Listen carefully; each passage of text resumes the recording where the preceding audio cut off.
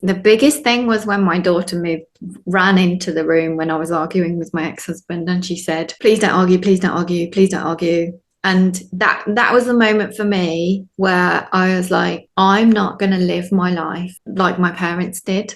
Because my parents argued a lot when we were growing up, and they don't realize actually the impact that that had on me. They just think, or they just thought that arguing was just what you did and it was normal and it was okay and that you just stay together. My parents never agreed with me getting divorced, but that for me was my moment where I was like, I'm not going to do the same things. I'm not going to go through the same situations as my parents did. And when I decided to get divorced, and I get on really well with my ex-partner. I just looked after his dog for 11 days as they've gone on holiday and taken the children away. And we talk more now than we did before, I think. But you don't realize before you were awakened that we take on our parents' generations of trauma and lessons, and we do the same things. And it's up to us, the ones that are awakened now, to break those traditions and break those chains and do what feels right to us rather than doing what feels like we should do. Get ready to reclaim your life, discover inspiring stories, practical tools, and the path to true happiness.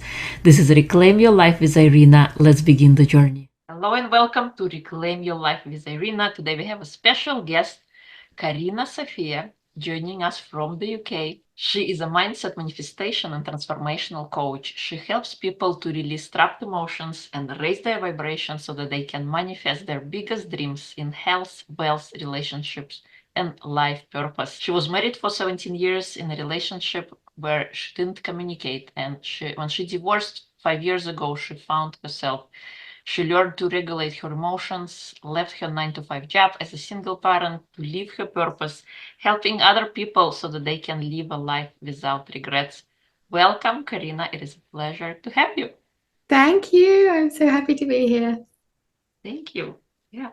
So please share with us, who is Karina in your own words? Well, Karina Sophia is my new name. I have just recently changed my name, and we just had this little chat about it because I held on to my married name for so long and I've only just let it go. And I felt like a big release and a big change even after I did that, because like you, I held on to it because of the children and how the children would feel about it, firstly, and also traveling. And it's so much easier to travel with your children and have the same names as them, and even schools when they're calling you. But it just didn't really feel like me. And for so long when I was married, I felt like a completely different person, not intentionally, because the person that I was married to was a really nice person. He's a nice guy. I'm glad that I had children with him, but we just were so misaligned and we couldn't communicate about things. And I do completely feel like a different person now. And when I was married, I felt really kind of suppressed, like I was somebody else. And I did actually consult a numerologist when I was about to change my name to make sure that it was helpful to me and conducive to me and supportive, because I'm all about energy. Everything has a vibration. And I felt like as I was Karina Akril, I was this other person.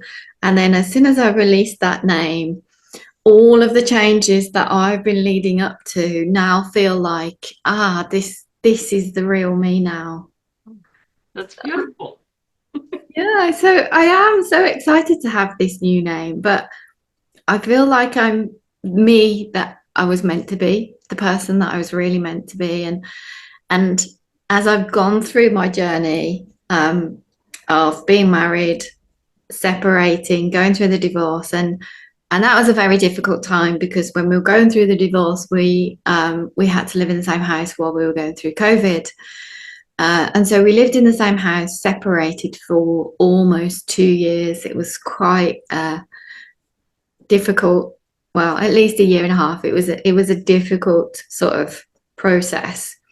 But one of my biggest lessons is to just not have regrets, because I look back now and it's only when you look back that you're able to see how much things helped you. And at the time, after getting divorced and separating and thinking, I spent 17 years with someone that didn't understand me and I couldn't communicate properly with this person. And we had so many misalignments, but we're obviously together to create children. And I'm extremely grateful for those, for my girls. Um, and I'm also really grateful for the lessons, because I know now how not to do things. And I think sometimes, well, all the time, you have to go through things and experience things. And I do believe that we're on this life, in this life, to experience lessons. And we've signed up to have these certain lessons.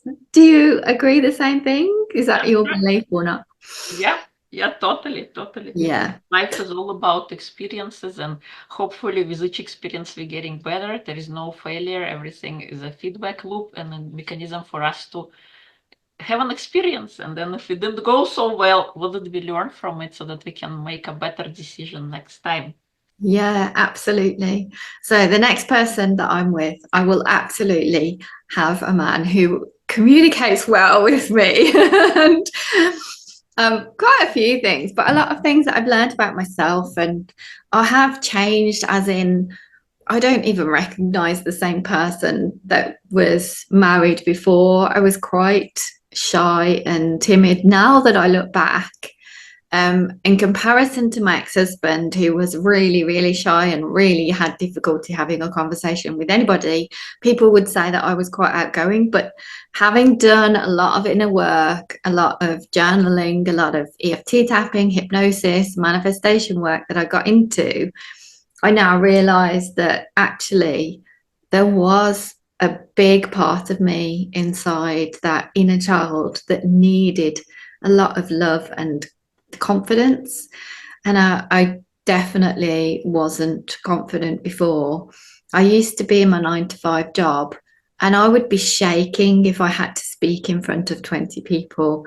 And now I've got 10,000 followers on Instagram, and I've had 5 million views on a video, and it's nothing anymore. And it actually really excites me.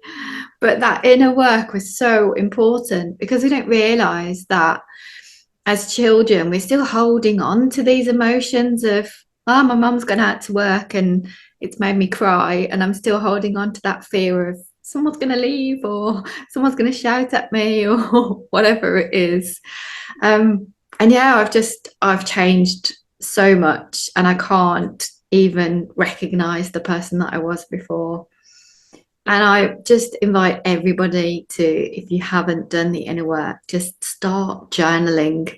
Start journaling on memories or things that you fear, that you're scared of. Because I follow Bashar, and I absolutely love Bashar, Daryl Anchor, and he channels an entity, which might be a bit woo-woo for some people, but I love it. And he always says, if you're not where you want to be in life, it's because you fear it.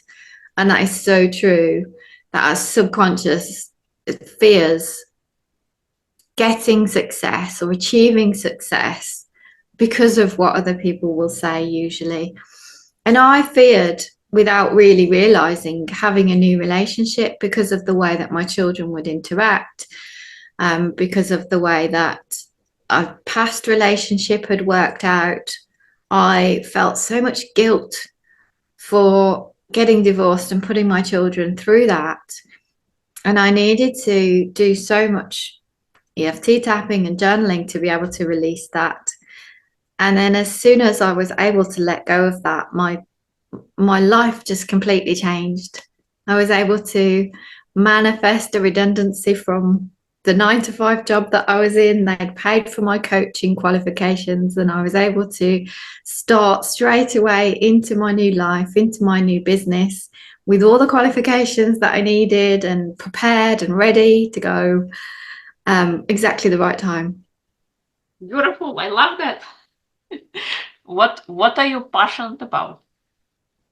I'm passionate about people people living life the way that they want to live it, because we're all programmed to think certain ways and be certain ways. And so many people will say, when are you going to go online dating? When are you going to find someone? When are you going to do this? Because it's just the norm to be in a relationship. And unless you're single and happy, you don't really understand that it's a good thing sometimes to be single and happy.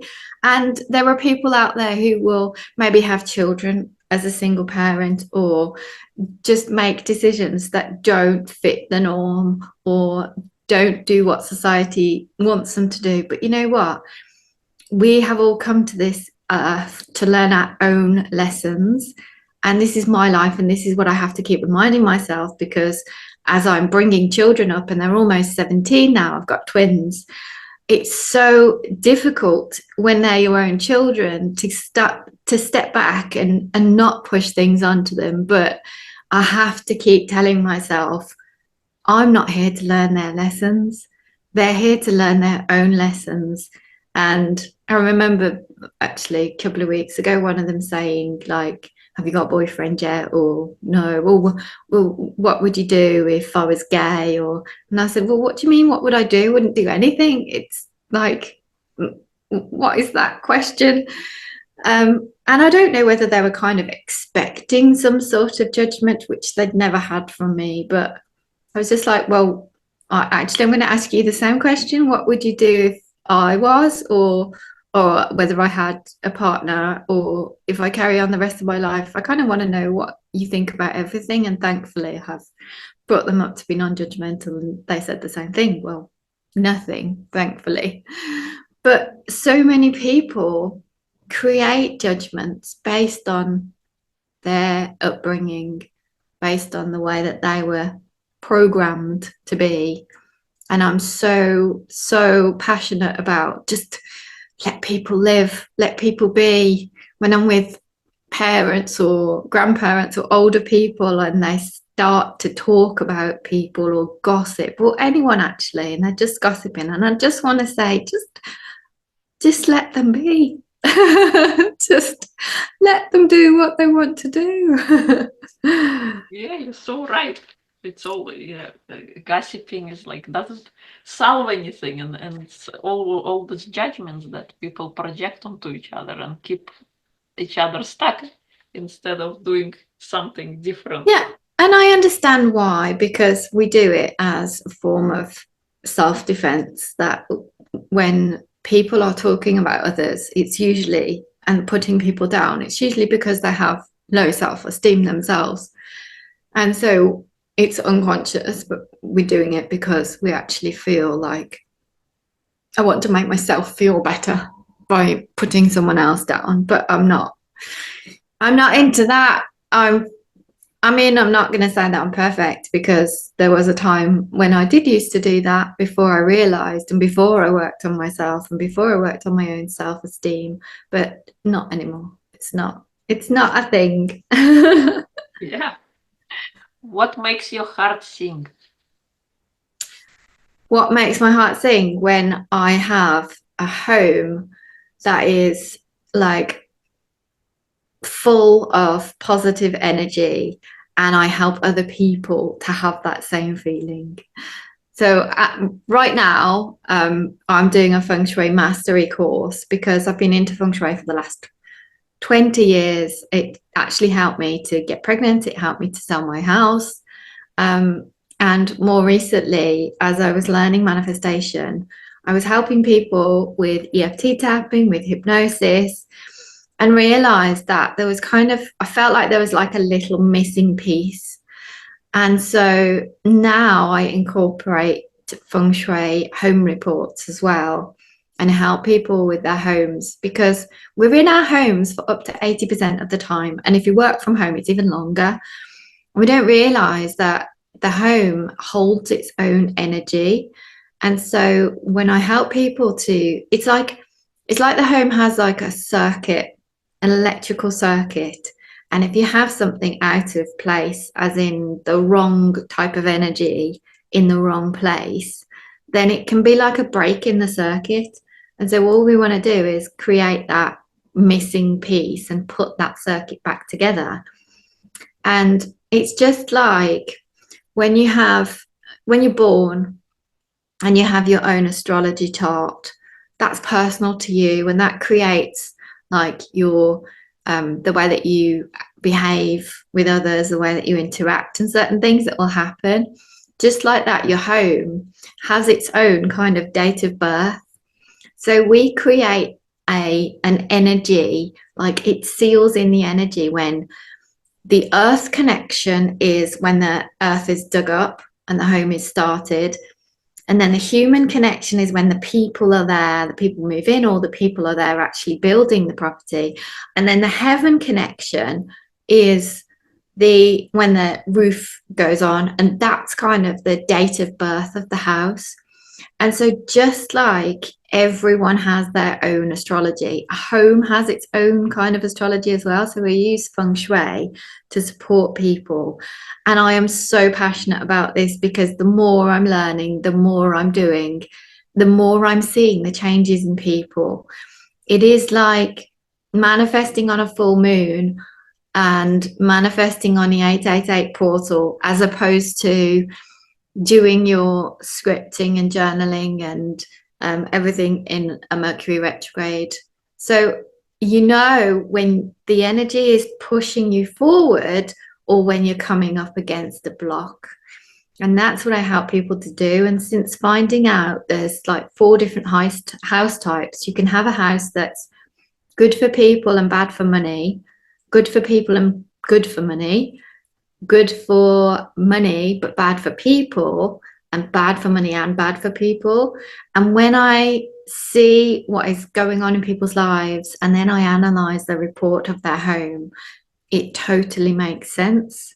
And I felt like this. I felt like I was doing all this manifestation work, doing EFT tapping, hypnosis, manifesting. Like, I've done a Bob Proctor course for 9 months, and I didn't realize when I did that he actually went to a Feng Shui master himself, Marie Diamond. Once he got to a certain point, he was like, I need help. He went to a Feng Shui master, Marie Diamond, and said, I'm at a point in my life where I'm not getting above this income ceiling. And it's like the energy around you then just supports you. Once you put that energy in place, it's like you're pushed forward rather than feeling like you're pushed against something.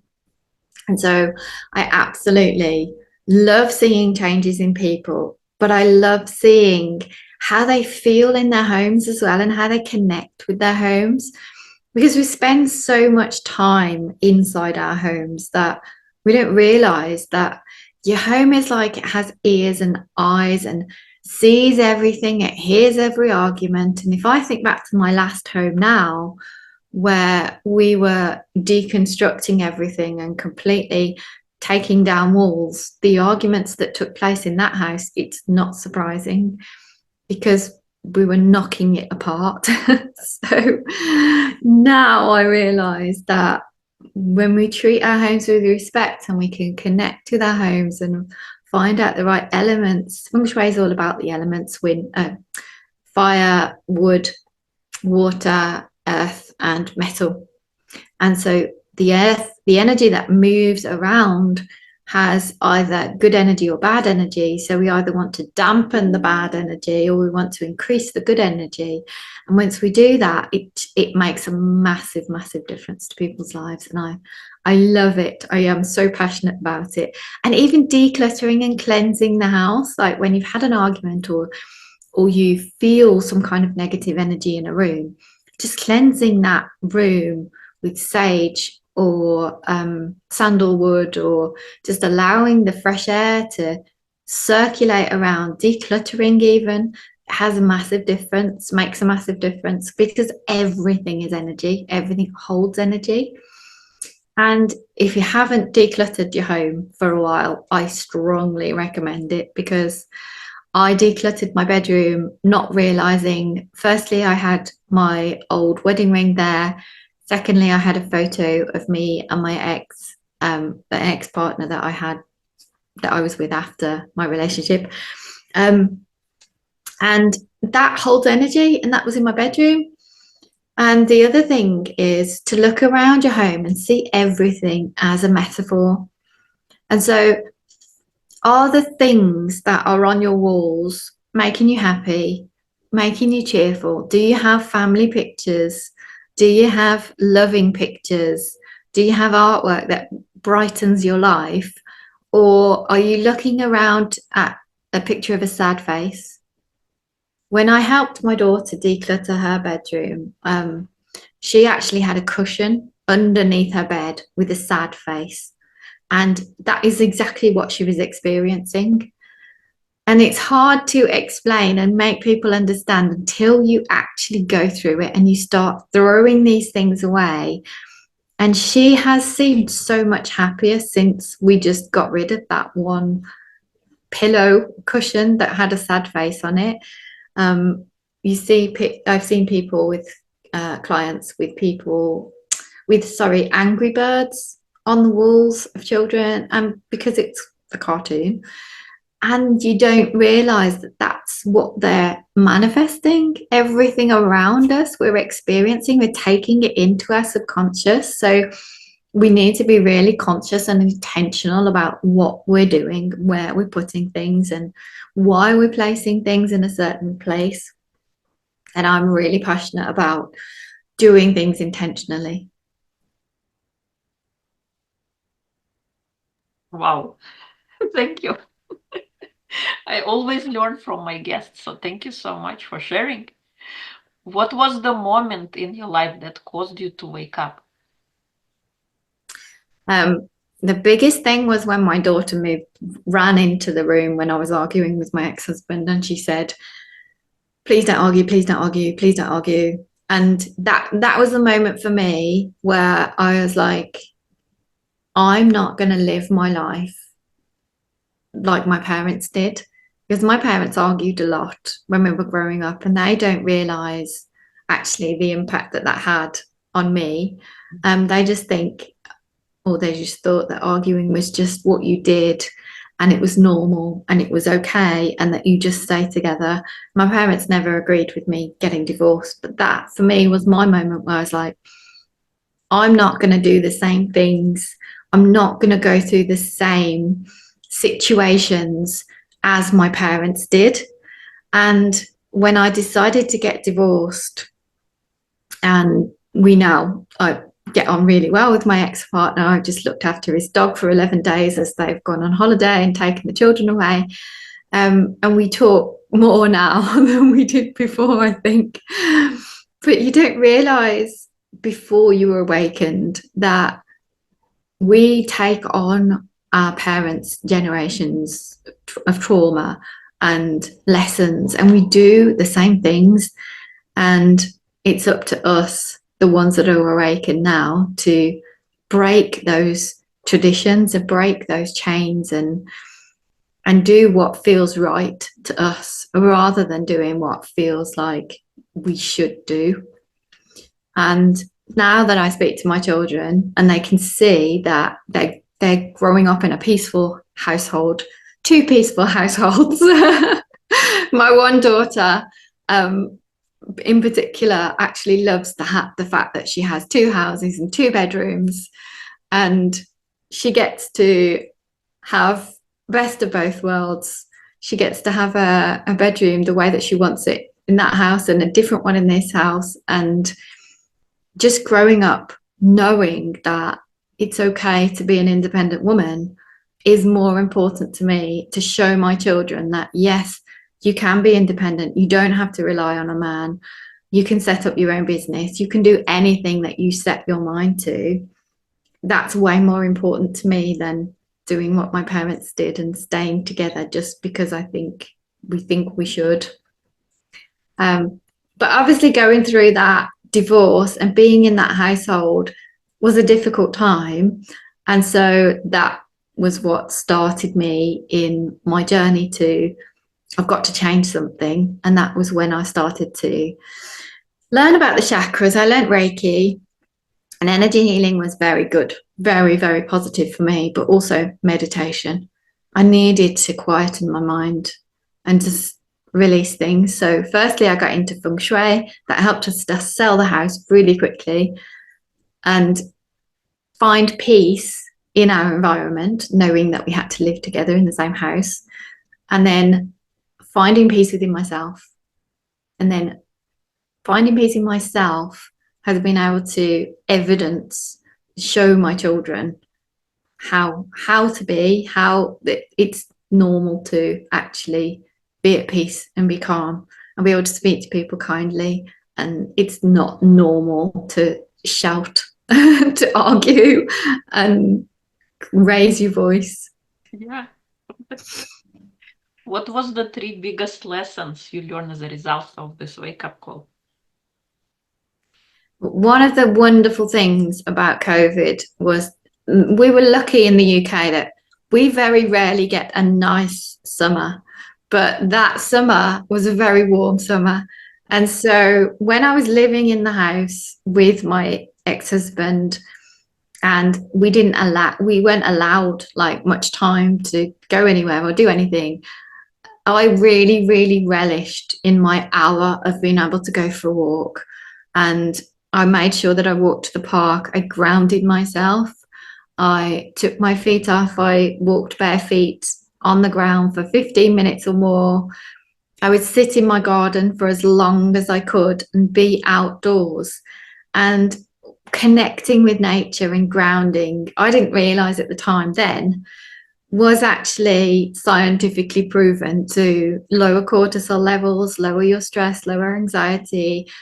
I saw a study the other day actually that showed how blood was kind of coagulated and stuck together, and after 15 minutes circulation was better. And just connecting with nature has been a massive lesson, because previously I would spend so much time in an office, so much time indoors, and wonder why I was stressed. So one would be connecting with nature and grounding.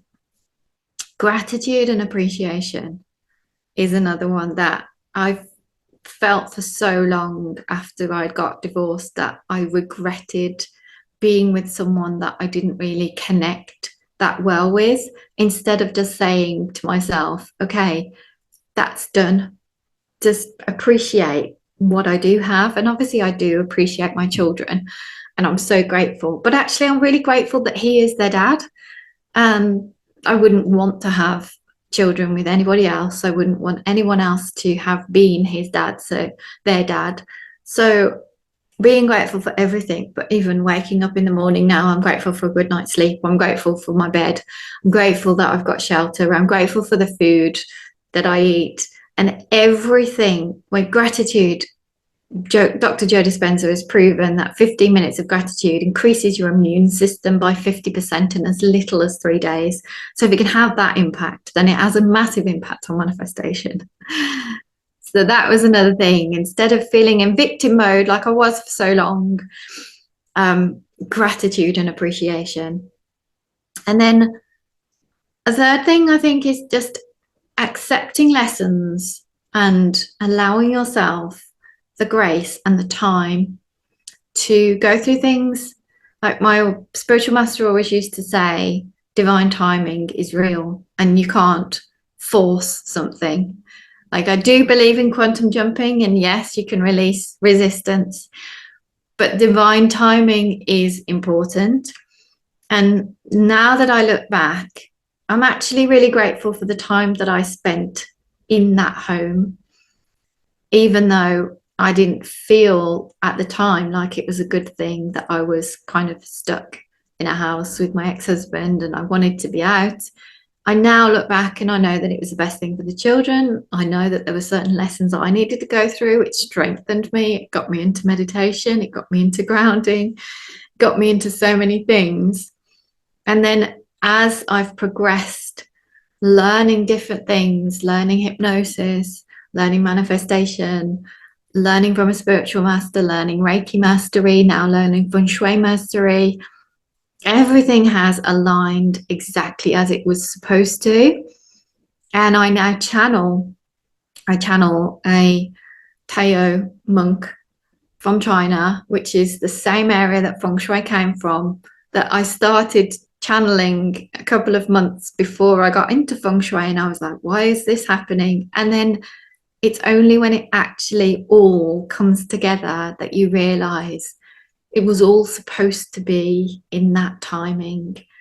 And when you go through a divorce or a separation or something life changing, there's a tendency to feel like you want to rush to make up for things because you haven't lived this life or you haven't understood life or spirituality for as long as you want to. Even this morning, I started to think, oh, I feel like there's people who are only 20 and they're awakened, or they're 25 and they're awakened, and I didn't awaken until I was 40. And then I think, no, I needed to mature. I needed to get to a point where I was ready to be able to understand it. And so I now just allow for the timing of whatever is supposed to take place. And I say to myself constantly, I'm always exactly where I'm supposed to be. I think that's very important lesson. Because yes, life is so fast and we always feel like we are behind the 8 ball, that we haven't accomplished enough. We should have been much further along where we're supposed to be in the This year especially, it feels like it's gone so fast. And there is a tendency to say, well, this was supposed to be my year, this was supposed to be, I was supposed to, but suppose, the word suppose is a self-judgment. And so we need to be conscious of it. I'm more conscious of it now. I'm just exactly where I'm supposed to be. Yeah. So now that you have learned your lesson, what is your mission now? My mission is to help as many people as possible. I'm over 1 million in my lifetime, to raise their vibration and raise the vibration of their environments. I do feel like raising your vibration permanently has a massive impact on your life. And we do this by releasing trapped emotions. So I'll help people through hypnosis and with EFT tapping, journaling, to release stored emotions. And I feel like when people do this work, if you go back to a home that doesn't support your environment, it's no different to going to therapy to work through why you're attracting narcissists, or and then still going back to a narcissist. It's that energy around us has the ability to pull us down, to draw on us, or it has the ability to push us forward. And so my mission is to support as many people as possible to raise their vibration and the environment of their, and the vibration of their environment, in order to just live a happier, more peaceful, flowing life. That's beautiful. I love that. Thank you. Yeah. Did you have a hero growing up, or somebody you looked up to? I don't know if I did, to be perfectly honest. I think as I was growing up, I just always thought about I need to be the same as my mum, because that was just ingrained in me. And I can't do anything that she doesn't want or doesn't approve of. And I think through that, because my mum, when my mum was younger, she wanted to be a fashion designer, and she got married and she moved, and she kind of let go of her dream. So she didn't fulfill her dream, and she got married. And so throughout my life, I only know this now, all I was focused on is I need to get married and need to have children. And that was my sole focus. And it wasn't until I did have children and they started growing up that I started to say, what about me? Like, what about my life? And all through growing up as a child, I used to say to myself, why am I here? What is my purpose? Why am I in this body? And I used to question things all the time about what is my purpose in this life. And I knew that I had a bigger purpose, but I had no idea what it was. But I finally it took nearly 40 years to realize, but finally realize now I am here as you are to help raise the consciousness of the world. Yes, and thank you for that. Thank you that you have, decided to just be you and not follow your moms, because I think a lot of times parents want to live through their children. If they haven't had fulfilled their dreams, they wish their children would do that. But kudos to you, because we are all unique. When we all come, we have our own lessons to learn, we have our own lives to live, and see what it was all about, and kind of change and do different, because we all have this unique opportunity. Everybody else is already taken. We gotta be ourselves. Yeah. And I say to my mum now, it's not too late. Just because she used to want to do something when she was younger doesn't mean that she can't still use her passion now. Like my children have just gone to their prom and they needed their dresses adjusting. And I said, well, just give them to Nanny and allow her to do that. And it made her feel like alive again and creative. I said, you don't need to be like earning money to do something. You just need to do something that brings you joy and brings you passion and allows that passion to come alive in you again, that creativity. And that I always say, what was it that you used to do when you were a child or when you were younger that you really, really loved to do? And do more of that. Yes, I love that. And actually recommend to people to practice 10 minutes of joy. Do something that sets your soul on fire every single day. Just for the simple fact that it makes you happy, and that not that you get any monetary benefit or anything else out of it. Absolutely. 100% agree with that. Yeah. What was the smallest thing you've done that had the biggest impact in your life so far? I would say smallest thing really is journaling. Although it sounds like a big thing, it doesn't have to be. It can be 5 minutes, but when you journal before you go to sleep, when you journal at the end of the day, if you're releasing what didn't go so well, you're releasing the emotions attached to those things as well. And so you're letting go of that before you go to sleep. And you also, if you end on what has gone well, you're going to sleep with a positive mindset. And it can only take 5 minutes, sometimes even the last words that you say to yourself before you go to sleep can make a massive impact. Just even, I'm so happy and grateful to be in this bed. I'm so happy and grateful for a good night's sleep. When you wake up, having processed all of that, the way that you wake up, the way that you deal with things the next day will have a huge impact. Totally agree. I recommend also. I don't know where I learned it from or heard it from, but at night when you go to bed, remember 3 things that went well that day, as opposed to remembering the arguments or things you didn't get to complete. Remember 3 things that went well. And have yourself, you always kind of tell fairy tales for our kids. We read fairy tales. What if we read a fairy tale for ourselves? Yeah, I love that. And go to sleep. Fairy tale for ourselves. I'm going to remember that one. Yeah. What is your superpower if you had to pick one? Oh, my superpower. I would say being able to feel and sense energy. I used to be scared of it, to be perfectly honest. And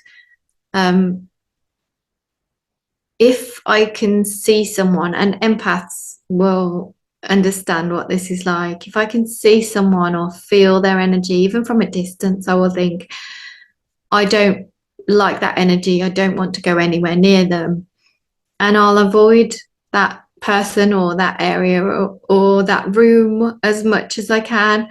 And I used to think it was a bit weird, but now I'm embracing it. And actually, I use it now with Feng Shui and home reports. And if I go into a home, I can do a home clearing. I can look at an object and say, that's holding negative energy, get rid of it.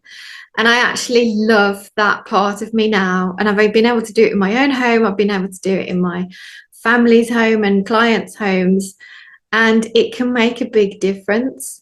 And I used to think people will think I'm weird, or people will think that there's something wrong with me, or but I embrace it now. I just accept, well, I sense energy and there's nothing wrong with that. So embrace it. Right, that's right. That's the way to go. Yeah. What do you want to create next? Any fun projects you're working on that you like to share? I am starting up a Feng Shui membership.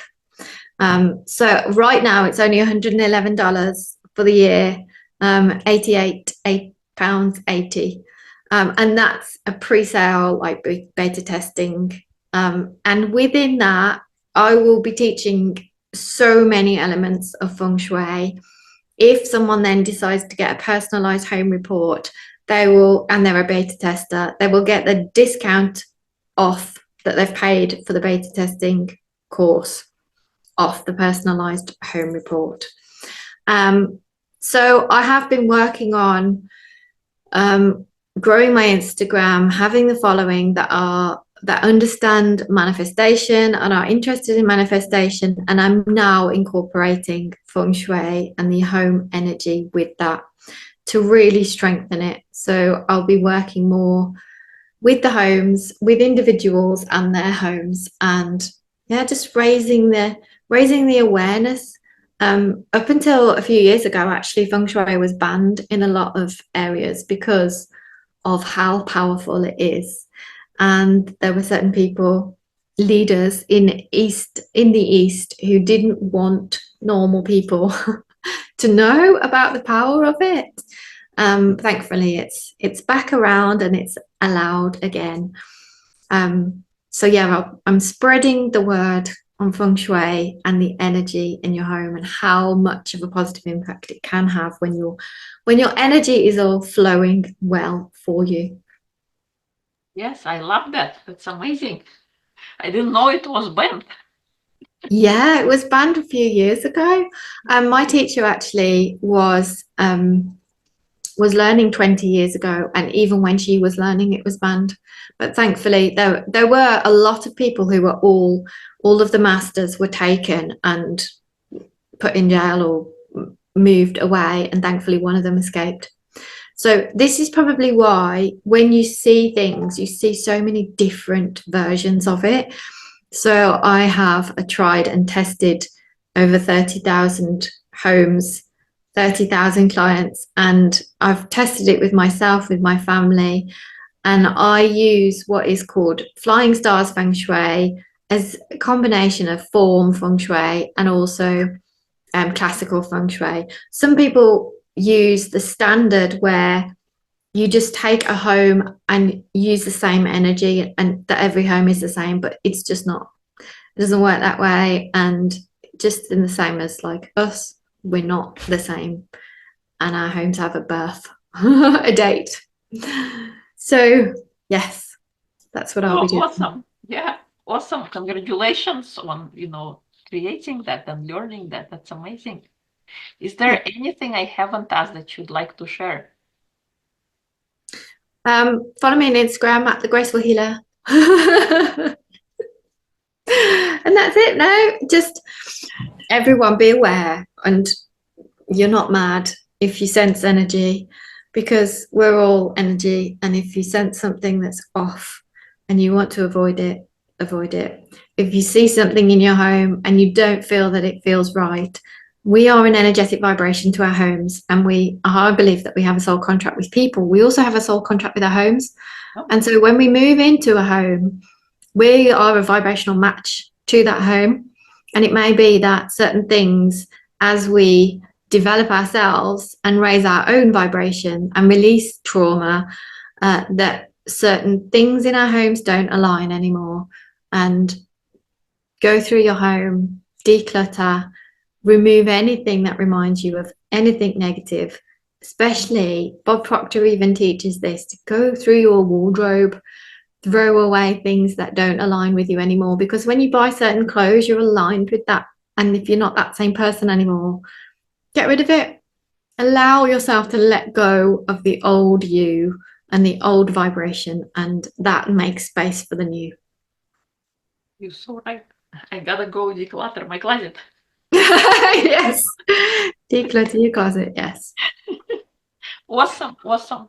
So if people would like to connect with you, they go to Instagram. Yes, at The Graceful Healer, or I'm Karina Sophia on Facebook. Karena. Awesome. Thank you so much for coming. I love your wake-up call and your lessons. Thank you. Gratitude is so important, appreciating what is already working in our life. Because no matter how bad the situation is, there is always something good that is working, and we don't pay attention to that. We only pay attention on the negative thing. And also, I think connecting with nature, we get so much clarity, we get healthier, we get more well when we connect with nature, and allowing time for everything to unfold and not rush, because everything happens in its due time. And I know it's not a good thing to hear, but we only kind of presented with circumstances, and people come into our life, and experiences come into our life when we are ready, I guess, vibrationally matching to the energy of what is unfolding, and then it will come. Then you will heal. Then you will create something different when you are ready. So thank you so much for coming. It was always a pleasure to have you. Thank you. To all of the listeners, remember, you're only one decision away from reclaiming your life. Thank you so much. I'll see you. Thank you. Take care.